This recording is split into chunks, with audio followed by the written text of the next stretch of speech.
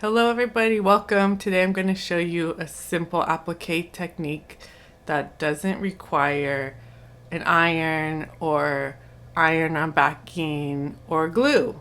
There's a lot of reasons people like to use those things, but you don't have to. You can make it more simple. So today I'm going to make a placemat for my son. It has his plate, his knife. We're going to do the spoon on the video. I'll do a fork and a cup. And you can see with applique, it's not like quilting. We're just, the back it remains as it is. We're just adding little shapes to the top. And it has this sort of nice pillowy texture when you're finished. So I'm going to show you your supplies. This is obviously whatever item you want to applique to. You could put on like a backpack, a jacket, a quilt. You could make a pillow. This is a placemat, obviously. There's a million things you could do. So this is my, main placemat fabric, and I'm just gonna make the shape. So you need this fabric. You need your shape, and you can download from my Substack the fork, knife, spoon, cup, and plate. This is a 18-inch by 13.5-inch piece of fabric that I just happen to have. And it fits exactly in my camera frame. This I'll put on my Substack. You need pins. That's kind of optional. I'm using paper scissors I'll be cutting that out. Fabric scissors. This is a fabric pen. It's awesome because you write on the fabric, and then when you iron it, it disappears. I did not bring my iron over to this setup, or else I would show you. Trust me. I normally don't like to write on fabric because I don't trust that any of the pens are going to disappear, but I tested a little patch before I started, and it was amazing. It's called a ball friction clicker erasable, and friction is spelled with an X. Friction. I could probably put a link to that. It's from Pilot. You need thread. This is my favorite essential cone from connectingthreads.com, cotton in natural. You need a hand sewing needle, sewer's choice, pick one you like. And then this is the fabric I'll be using. It'll match the knife here to make my little spoon applique. So let's get going.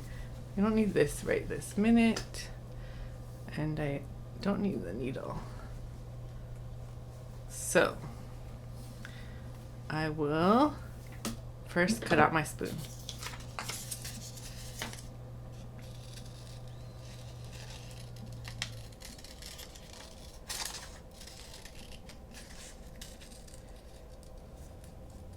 I just like sort of made these shapes in Illustrator. They're not perfect. It's a toddler's placemat. It's probably gonna end up in the landfill, or if New York City brings their textile recycling program back, I guess it'll become like somebody's attic insulation in the shredder. But this isn't something that's probably gonna make it years because he throws a lot of food. So what I need to make sure, like if I was doing a regular sewing pattern, I'd probably line this up right along the edge. But with applique, you need to leave a little bit of a seam allowance because you're going to fold the edge in as you go. I really hope this kept my old... Sorry, it's autofocusing. I had it set for a while to stay focused down here. Let's see how it goes. Oh, here's the trick with this thing. I was pushing this. Doesn't work. Clicked with that. I don't know. It was confusing to me. It took me a while. Alright, so I'm going to try to leave about a 1/4 inch-ish around the entire outside. I'm going to just trace my spoon shape. Oops. It's It's okay if you mess up. You could just iron it out, iron it away.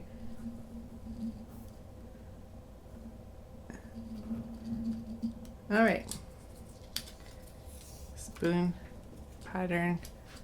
Done with that. Done with the pen. And you can see there's a spoon on the fabric now. I don't need my paper scissors either. So I'm going to do a little rough around this edge just to get this spoon free of its big piece of fabric.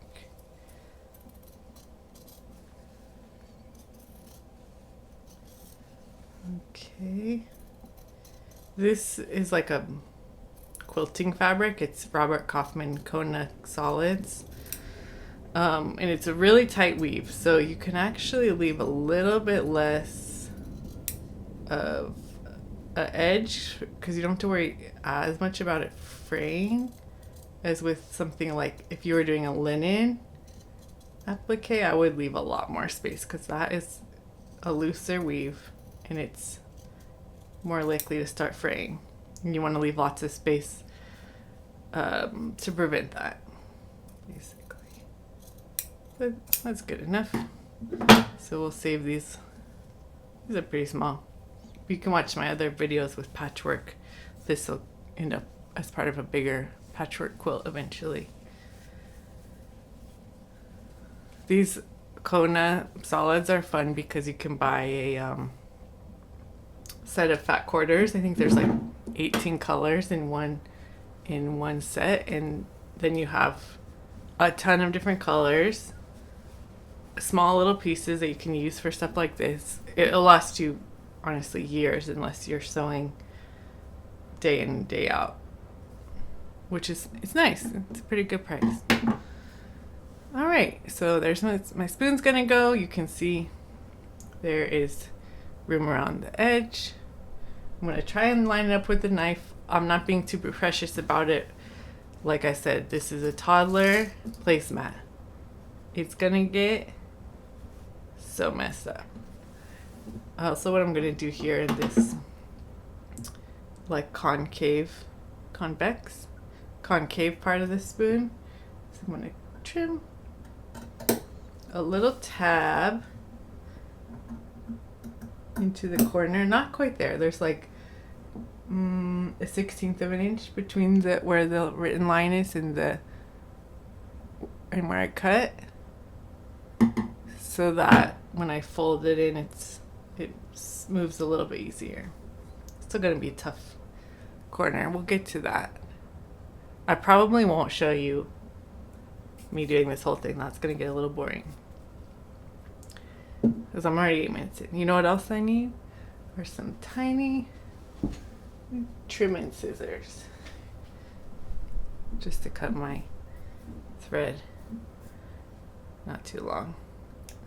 I found it tangles a lot during applique more than some other things. Not totally sure why. So a shorter one will give you less trouble.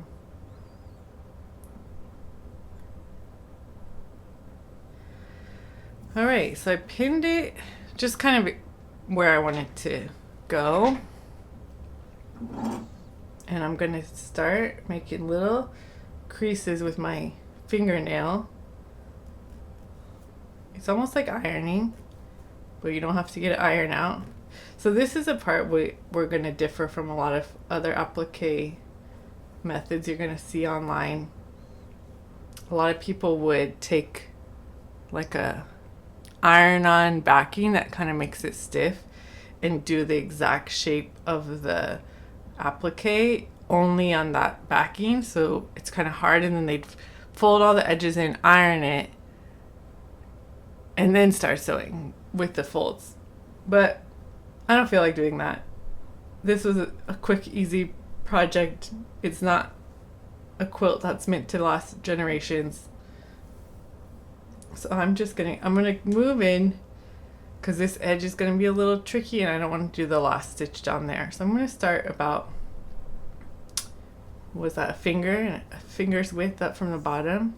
So put a knot in.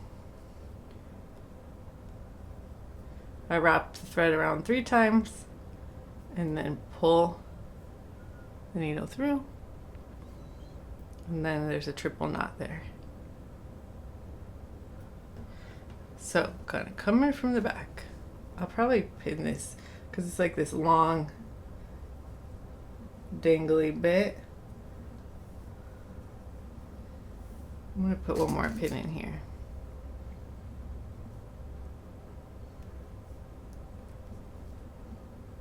That's better. And then I'm going to come in from the very back, and because this piece is going to get a whole backing, I'm not worried about knots being seen back here, but if you were just going to do a single layer and not going to put something behind it, you could come in between these 2 layers and hide your knot underneath this. So coming up from the back, and now we need really awkward, not that awkward, to be a little closer so you can see. Came up, there's my thread, and now I'm going to try and do this while I'm watching the camera and not the thread. Just come in, you're picking up like a couple threads, and you're going to go out the side of the fold, right where you came up. Pull it tight. And then you're going to go back down right there. You're not moving. Let's try again. You see that there's the thread coming up, and here is the needle going down there almost in this exact same spot, but not going back down the same hole. So then I'm going to not push it all the way through yet, and I'm just going to come up, and again, you're only capturing a couple of threads because you can't get all the way inside that seam, but I'm coming up right through the edge of the fold there. You see? I'm going to do it again and again and again. It's like at least 10 times. So you can keep watching or pause and try again. Going to go back down where I came in. Up. Barely through. See if I can get closer. It's too close to fold there. Sorry for the blurs. Okay, let's do it again. Back down. Right by that. Back up. And it seems like, oh, I'm not catching enough, but honestly, if you come back up, you catch a couple of threads on there, you got it. Because you got this whole thing to hold it for strength. It's not like those 3 stitches are holding it all. I don't know if that made any sense.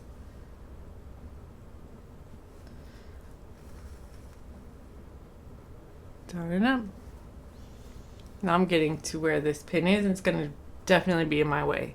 A lot of people, when they do applique, will use like a fabric glue to glue this down with all the folds already ironed, because the pins, you can't, like, they're going to hold you back from scooping back up and getting that next bit, the next stitch, if you will.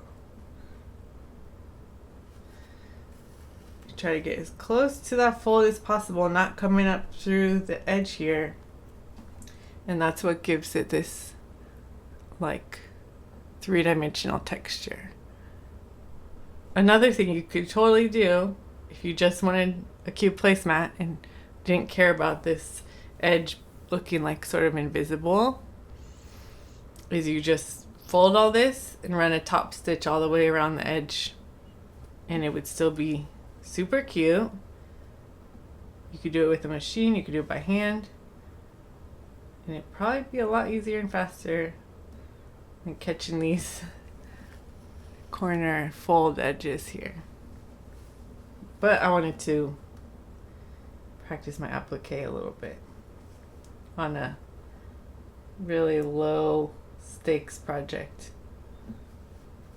It's gonna be full of mistakes and little weird, you know, this section was pretty tough. It's thick in there, there's a lot of folds. This section was tough, and this section was tough. It's okay. Keep reminding myself, it's just for a toddler. He's definitely not gonna care.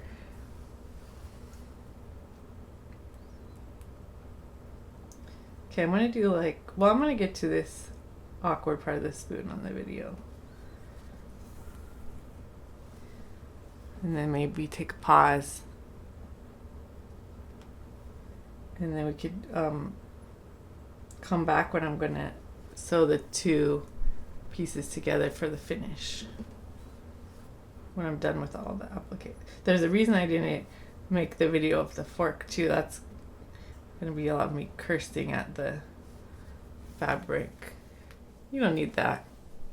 Spoon was easier. I should have done the circle or the little cup.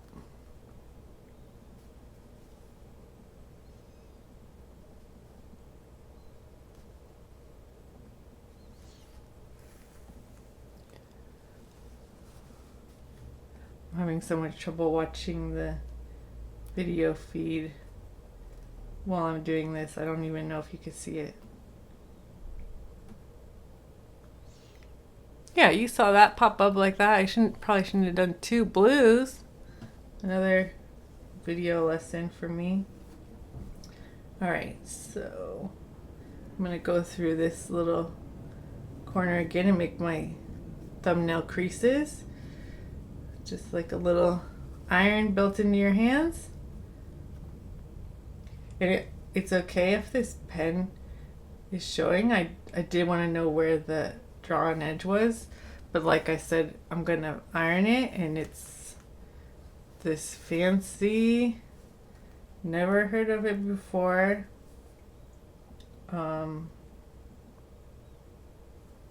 heat erasable pen. I'm sure all the quilters already knew about it. So some more thumb creases. You could see it on the video when I make those thumb creases. It really sticks. And I don't have to get out an iron to do this project until I'm sure that pen washes out too. But I'll use the iron to erase my pen marks. Like I got them all off of these just to test it out. Totally worked.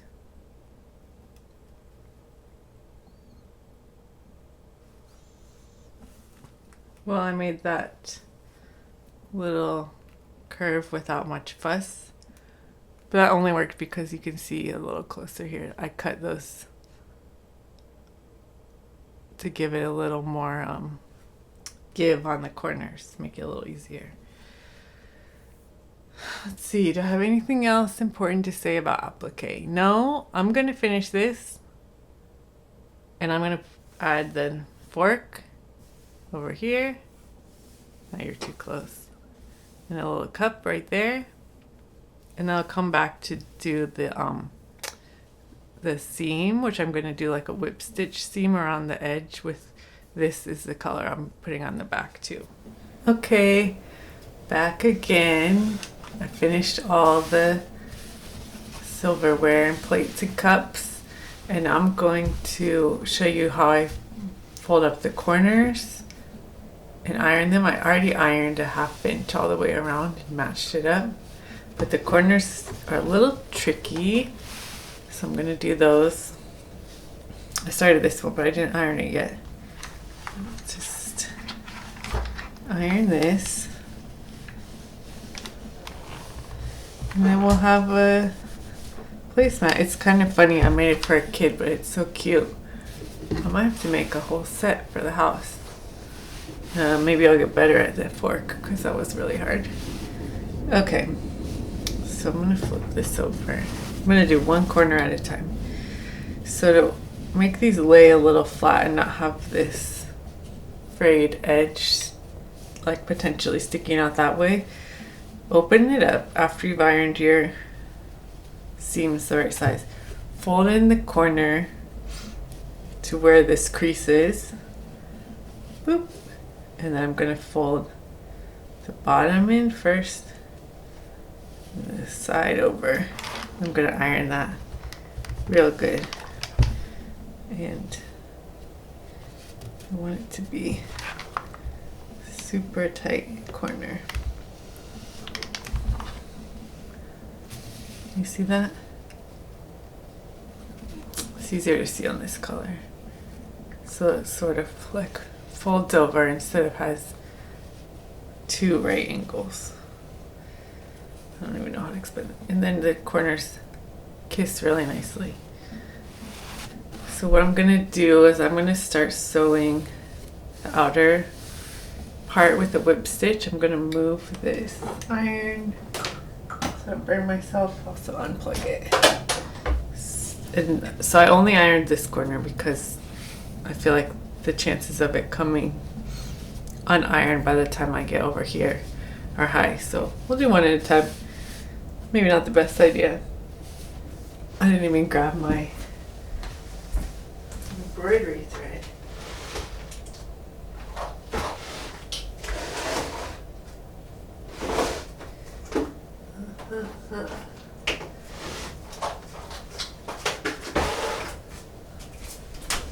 I'll cut this.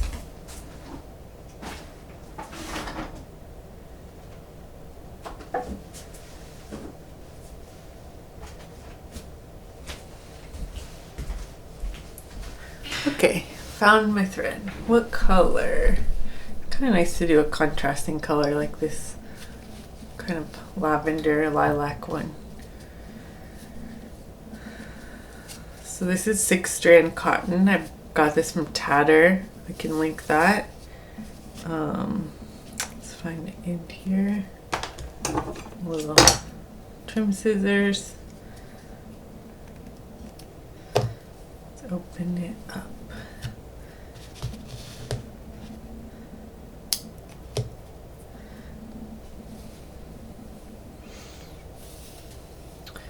I'm going to do about 1 arm's length at a time just to avoid a lot of tangles.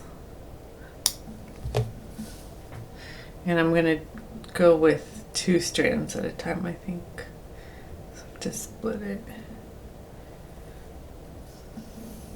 So I'm going to take this end. I'm going to stick it in my mouth so it's anchored and pull.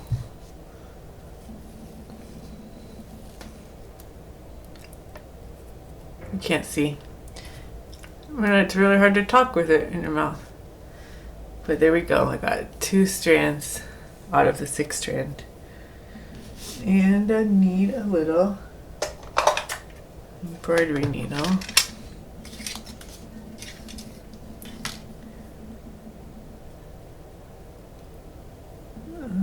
Here's one with a nice big eye. It's kind of fat though.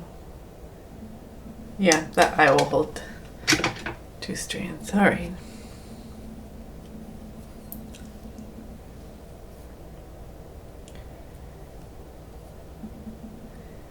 Got it threaded. That part's a little boring. We could cut. I say I'm gonna cut. So I'm gonna do put the end right on my finger. Put the tip of the needle there. I'm gonna wrap 1, 2. I'm gonna go 3 times. And then pinch. It's a little hard. Now this seems highly likely to tangle. I'll pull that through all the way until I have magical triple knot. There's a place you can see it. There we go. So I'm going to start about here. I don't want to start at the corner. I want the corners to be strong, so I don't want to brush the very first stitch to be at the corner. I'm going to come in between the two layers, put my needle in, and then I'm going to tuck this tail so you can't see it. Go away. Tuck, tuck, tuck. Pull that tight. And then I'm coming around the back to the front. The needle always, I'm not putting my needle in at an angle on the fabric. It's always going exactly perpendicular to the two pieces of fabric that pinch. And I could probably pin this, but it seems to be holding itself together quite well. And then I'm just gonna go for nice out and around the outside. I always go back to front. That's the way I like to, and I'm right-handed, so I'm gonna work right to left, opposite of the way you read. If you're left-handed, I would definitely work the other way. And then with that we get a little, can you see, whip stitch. Let's get a little closer. This feels far.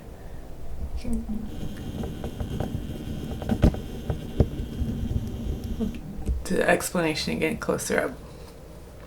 So always back to front, and I stick this thumb nail right where I want the needle to come in, and then I feel it out. The needle comes right above it. Try not to pick yourself. Back to front, needle perpendicular to the fabric. All right.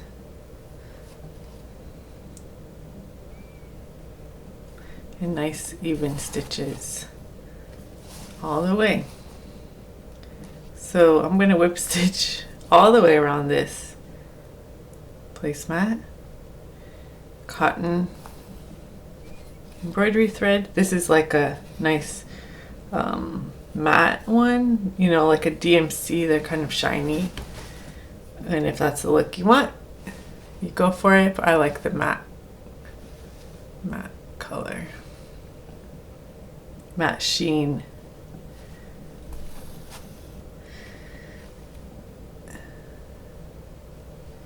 And learning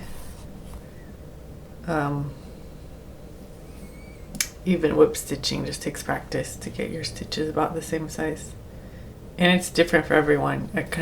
People have like a comfort distance, I think, and that sort of comes with testing it out. This corner's pretty thick. Oh, can't even see that. This video might have to have a lot of cuts. Keep messing up. Now when I get to the corner, I'm going to do one more stitch this way, and then I'm going to do that way, and they'll probably sort of, oh, it's thick. Need a thimble. Okay, then turn the corner. Go in right there. And on this part, I'm just going to make sure this loop goes around on this side, not sit on the corner. And I'll keep going. I'm not going to stitch the entire project on camera. That's kind of tedious for everybody. I don't even think I could talk through that long of a video. Here we go, some tingles. Oh no. Watch me untangle a tangle.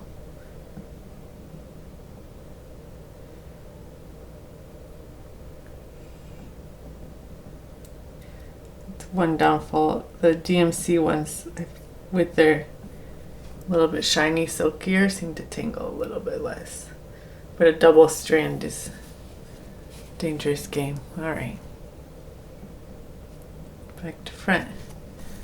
Just keep on going.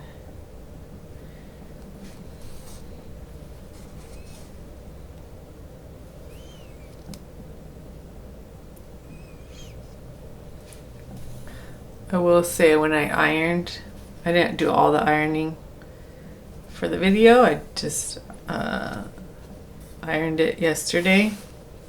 It's been a couple of days since I started this project, but I ironed this front piece first, all of its seams around the edge. Let's see, the top, and then when I did the second one, I laid it on top and I marked with a bone folder where the creases should be so that they're the exact same size. And I want it to be like really, let's go back out.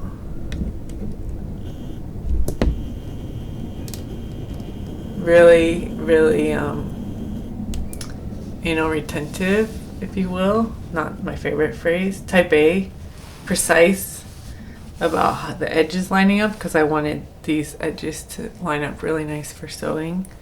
And so I went back through like 3 or 4 times and re-ironed this back part to make it an exact match, because it makes the whip stitching a little nicer. And probably by the time I get done sewing a couple sides, this corner will be off and I'll have to go re-iron that. It's just the way it is. It's okay. Tried really hard to get them to line up just right. You can see here it's already, the back's like peeking out, so that's gonna have to get fixed when I get to that part. All right, so I'm not gonna show you the whip stitch all the way around, but I'll come back one more time once I make it. And you know what I will show you? No, I'll do it over here to cut off your thread and start a new one. I'm gonna finish this. I'll be back to show you how to start a new thread. So here we are, about this much thread left. You can do it with a little less. It's kind of annoying though. To tie off, you just go into the back layer only. It's not in the top. Pull it in gently. What's the phrase someone once told me? Stitches are placed, not pulled. Feels like a proper thing to say.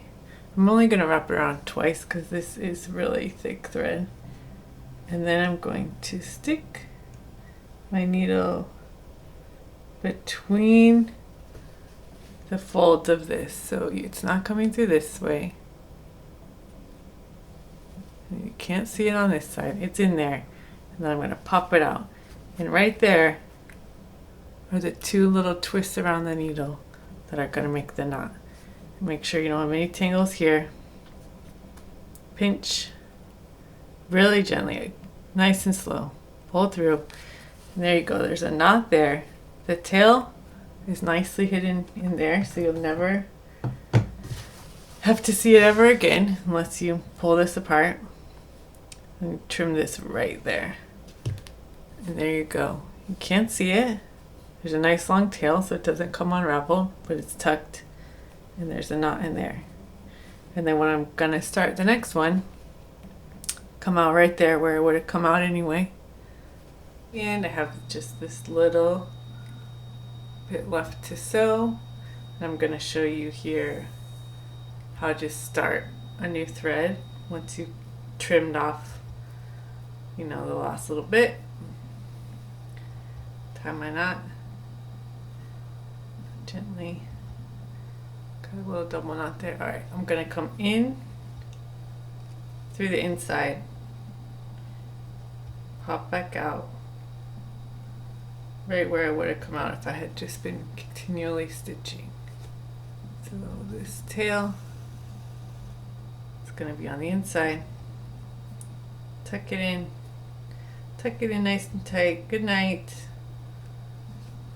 And continue my back to front stitching here. I have about 3 more inches to go.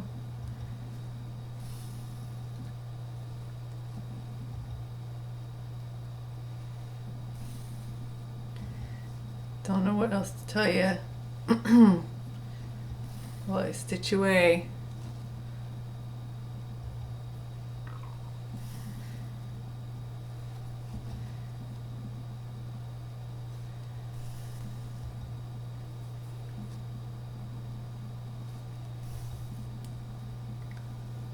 Just go nice and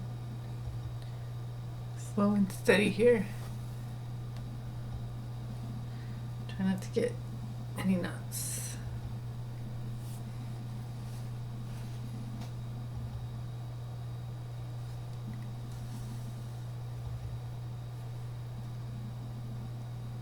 Back to front.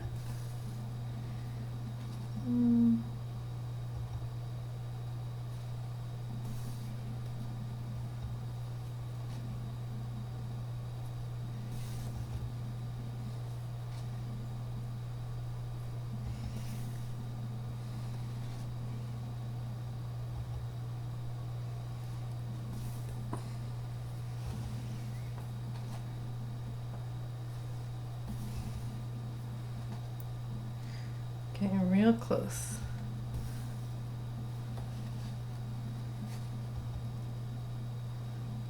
Pinch my fabric. I can see the beginning. I almost made it. This was like a little, I think I started this Monday. It's Thursday. It's good. I like a project that can be done in a week. But it's like, I did it mostly in some free moments here and there. Monday I didn't have a lot of work to do, so I could put a lot in on Monday, and then every day I've stitched a little of these outside edge. Maybe 2 more stitches here. 1. Let's see, I'm going to go all the way. Do 1 more. And then just come in through the back. Not hit the front. Came in through the 2 layers for this final stitch. I'm going to wrap once, twice. I'm going to get that needle literally as close, or that knot as close in there. I'm going to tuck my needle in the layers. Can I feel it? Come out here. Pull super slow so I don't mess up my knot. Now there's a knot in there, and then the tail is tucked in there so it's not too short. And let's trim it. That's the last stitch. Told you I'd come back. And now I have, let's do a very cinematic zoom out. So cute. Like Montessori placemat. It's gonna get so messy. This is the last time you'll see it look this beautiful. We're having burgers for dinner.